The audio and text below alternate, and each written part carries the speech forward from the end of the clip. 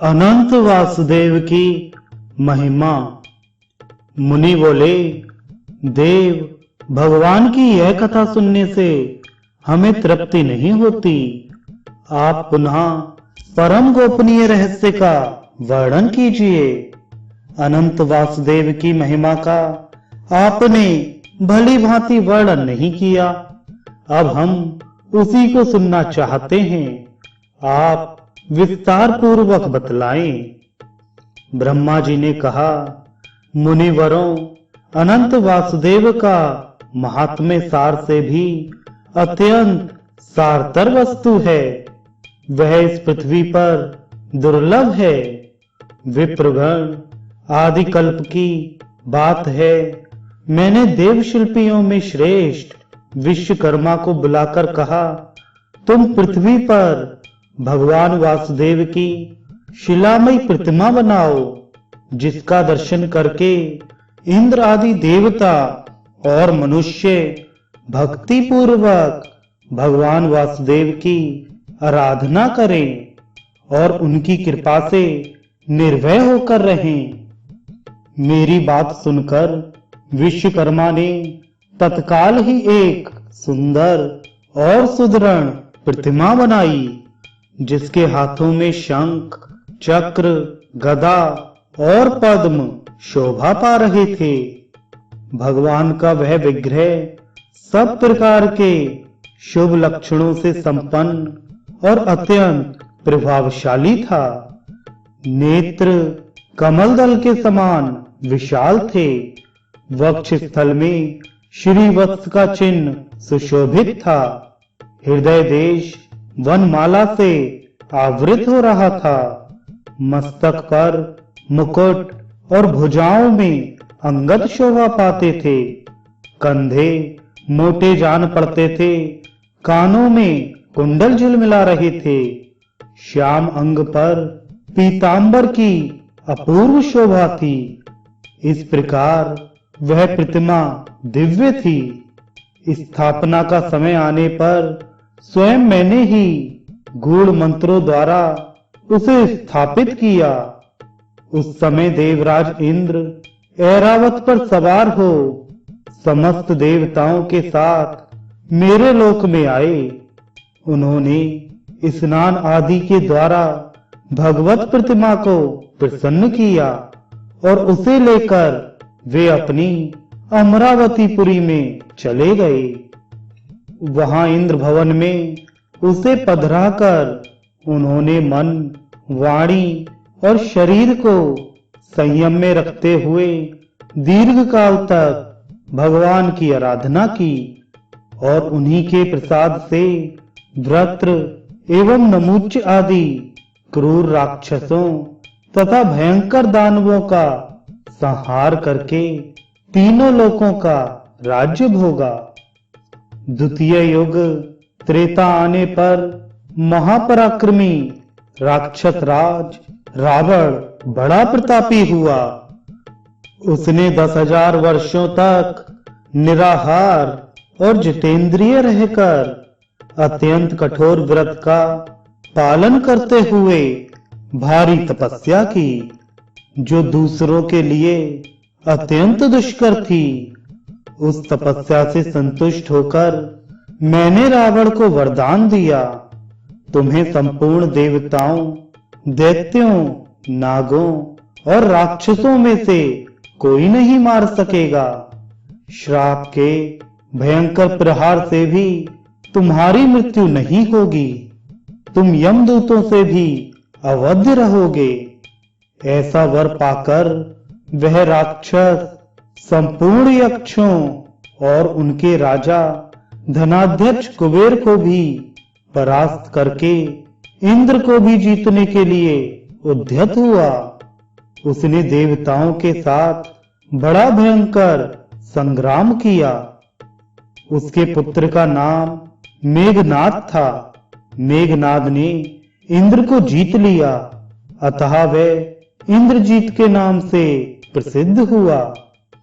तदनंतर बलवान रावण ने अमरावतीपुरी में प्रवेश करके देवराज इंद्र के सुंदर भवन में भगवान वासुदेव की प्रतिमा देखी, जो अंजन के समान श्याम वर्ण और समस्त शुभ लक्षणों से संपन्न थी।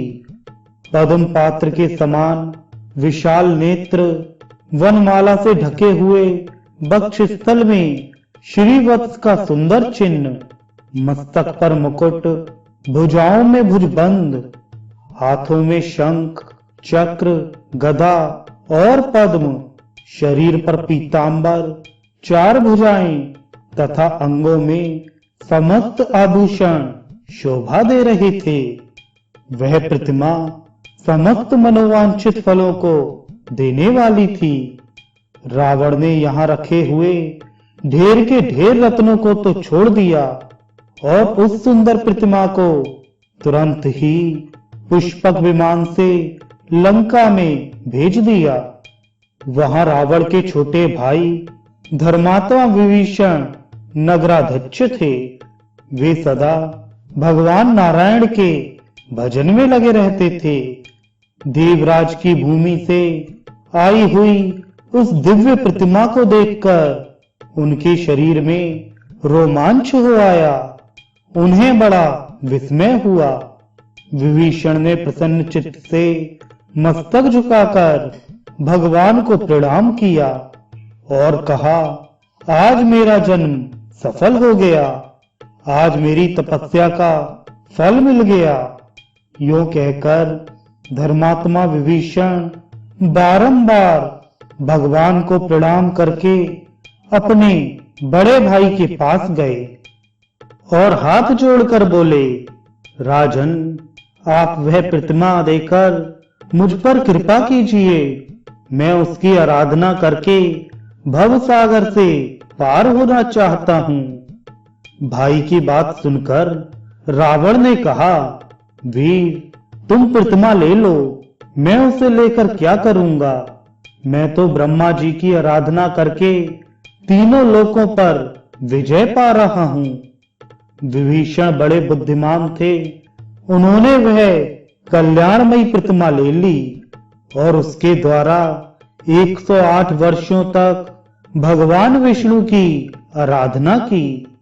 इससे उन्होंने अणिमा आदि 8 सिद्धियों के साथ अजर अमर रहने का वरदान प्राप्त कर लिया।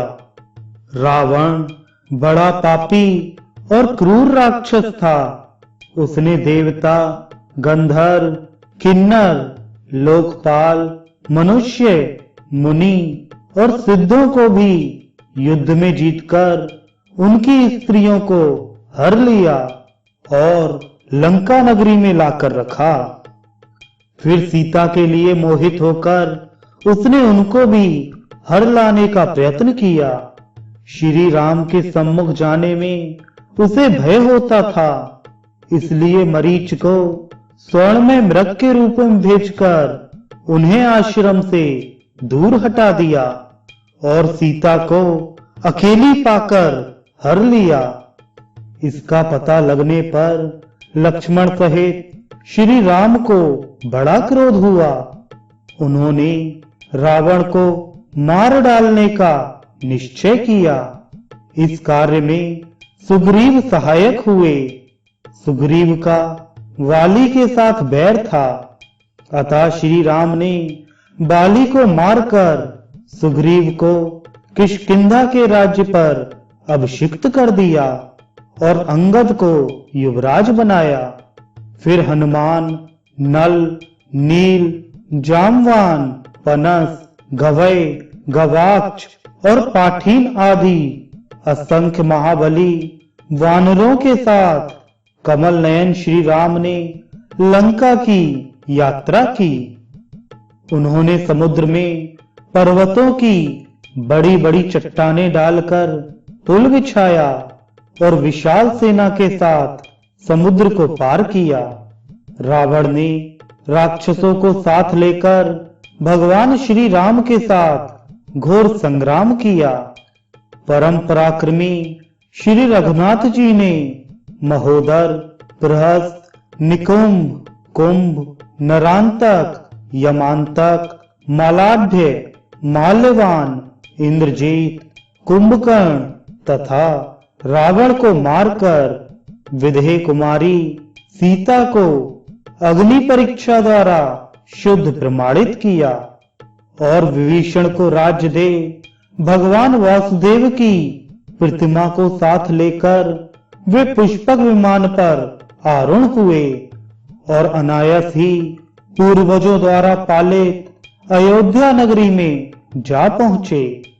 भक्त वत्सल श्री रघुनाथ जी ने अपने छोटे भाई भरत और शत्रुघ्न को भिन्न भिन्न राज्यों पर अभिषिक्त किया और स्वयं सम्राट की भांति समस्त भूमंडल के राज्य पर आसीन हुए।